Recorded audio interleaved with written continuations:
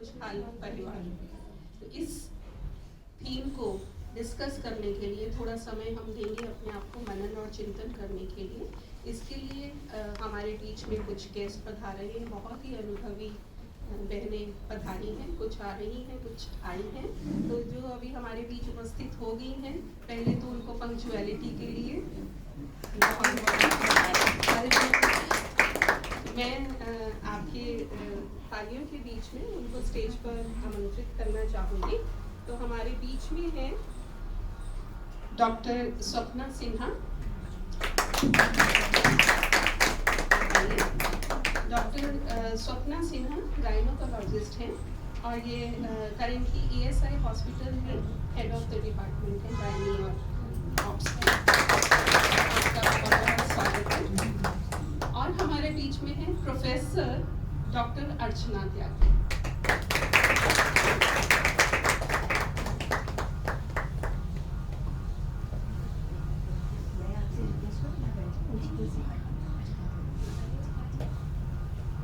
तो प्रोफेसर अर्चना त्यागी organisation behaviour और HR की प्रोफेसर हैं।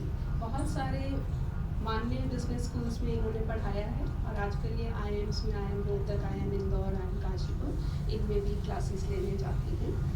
और साथ में ये इमोशनल इंटेलिजेंस कोच भी हैं। भारत के साथ साथ इन्होंने जिनेवा में भी काफ़ी साल तक भी स्कूल एजुकेशन में कंट्रीब्यूट किया है। तो बहुत ही डायनेमिक प्रोफेसर अर्चना त्यागी, आपका बहुत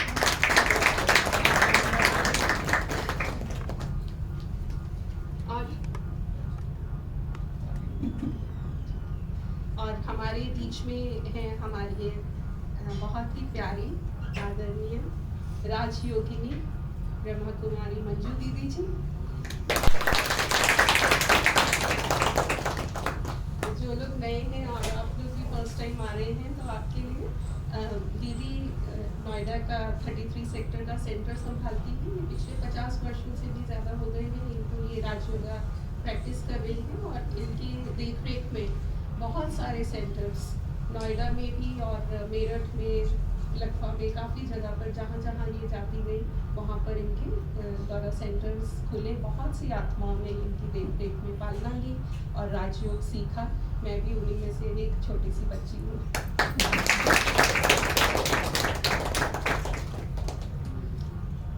तो अभी हम एक डांस प्रस्तुति देखेंगे। रीमा बहन हमारे सामने एक डांस लेकर आएंगी, बहुत ही प्यारा सा डांस। रीमा बहन जो अभी आने वाली है वो भी राजयोगा प्रैक्टिस करती हैं, क्योंकि एक छोटी सी बच्ची भी है और इस सबके बीच में भी वो समय निकाल कर सेवा का भी टाइम निकाल लेती है और मेडिटेशन का भी। तो आइए रीमा बहन, आपकी बात। चलाना ये अभी तक कोई भी कंपनी नहीं सीख पाई उस हद तक। तो ये एक काबिले तारीफ संस्था है, ये एक काबिले तारीफ मॉडल ऑफ एक्सीलेंस है, मॉडल ऑफ वर्किंग है, जो कि सब लोग सीख सकते हैं। तो हम उस संस्था में बैठे हैं, उस परिवार में बैठे हैं, उस ऑर्गेनाइजेशन में बैठे हैं जहाँ पर नारी शक्ति का एकदम लिविंग एग्जाम्पल हमारे सामने है। एज कोई लिमिट नहीं है, पढ़ाई कोई लिमिट नहीं है, आपकी काबिलियत कहीं भी आ सकती है, कैसे भी आ सकती है। सेवा करने का जज्बा होना चाहिए। तो उस संस्था के लिए बहुत बहुत धन्यवाद।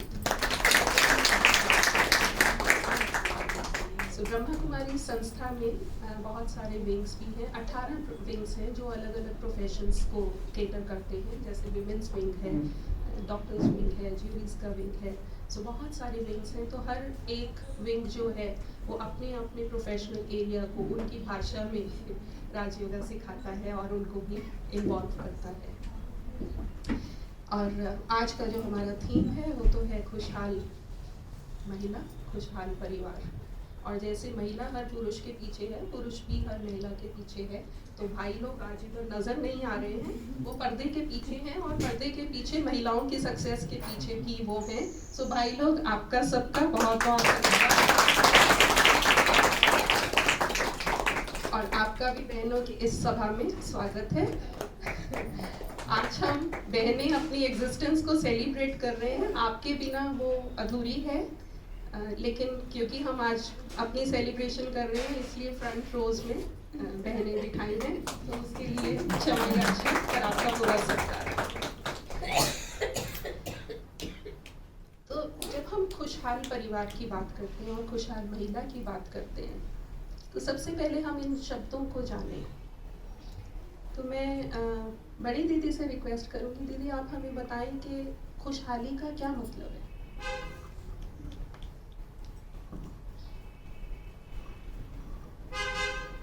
ओम शांति। हम सब महिलाएं बैठे हैं और सबसे पहले मैं अपनी ही मैं भी एक महिला हूँ और हम अपनों को ही अपने आप इस महिला दिवस पर बहुत मुबारकबाद देते हैं, क्योंकि खुशहाली एक से नहीं सबसे मिलकर होती है। ये खुशहाल शब्द यदि हम भौतिक दृष्टि से देखें तो दो प्रकार की है। एक है हमें भौतिक साधन मिल जाए, कोई हमें पद मिल जाए, कोई हमें सम्मान दे दे, कोई हमारे प्रति स्नेह रखे।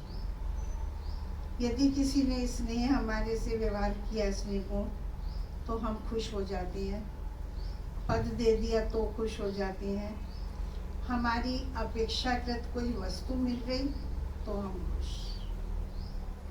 ये है टेम्परेरी खुशहाली। दूसरी खुशहाली है आंतरिक और सदाकालीन। तो पहले मैं ये पूछना चाहूँगी अपनी बहनों से जो सभा में उपस्थित हैं, आप सदाकालीन खुशहाली चाहते हैं या टेम्परेरी खुशहाली चाहते हैं? सबकी इच्छा यही रहती है हम सदा खुश रहें। तो सदाकालीन जो खुशहाली है वो आंतरिक है और खुश रहने वाली स्वयं इस शरीर में मौजूद आत्मा है। हमारी आध्यात्मिक शक्ति के बिना आंतरिक खुशहाली, सदाकालीन खुशहाली आ नहीं सकती। जब हम ये समझते हैं आत्मिक दृष्टि से सब मेरे हैं,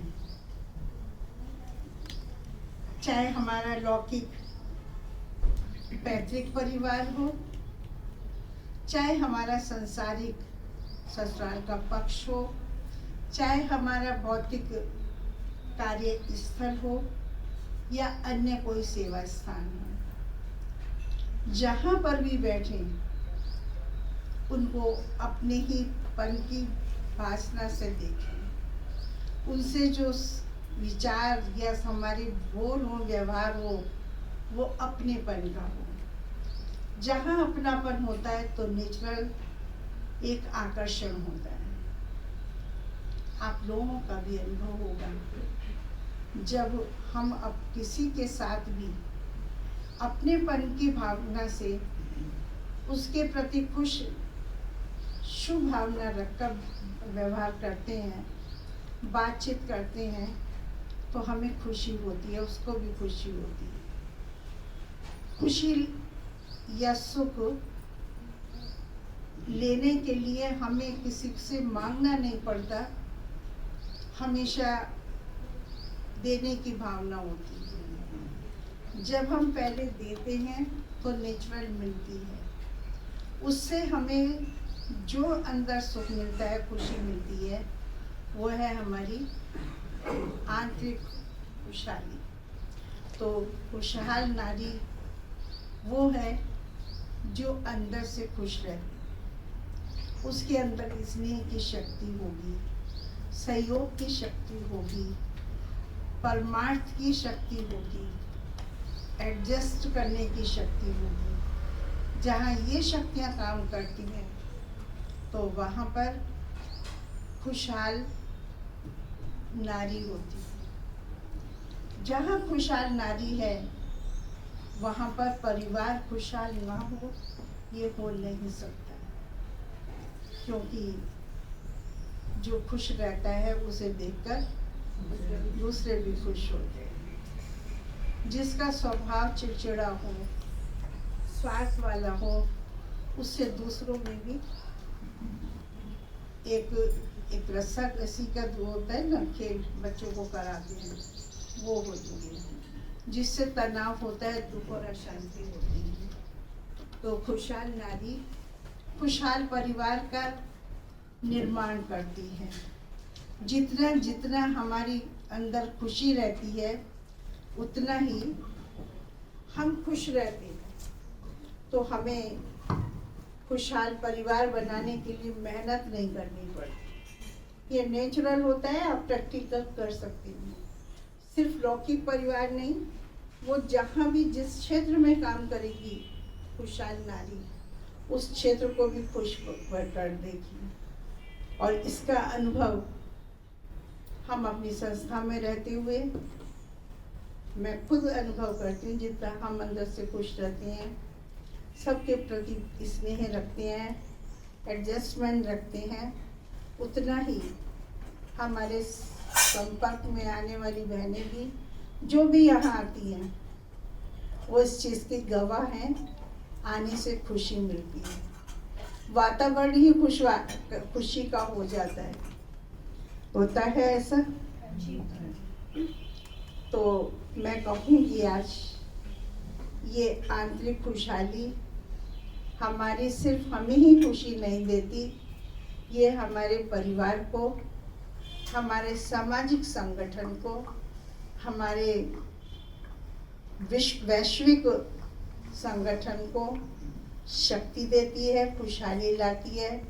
और जो खुशहाली एक स्वर्ग की निशानी है, क्योंकि स्वर्ग में कहते हैं सब खुश ही रहते हैं, इसीलिए सब स्वर्ग में भी जाना चाहते हैं। तो ऐसी खुशहाली हम आंतरिक खुशहाली से, जो हमें आध्यात्मिकता से प्राप्त होती है, जो हमें राजयोग से प्राप्त होती है, वो सहज ही आ जाती है। इसीलिए कहा गया खुशहाल नारी खुशहाल परिवार बनाने की शक्ति है।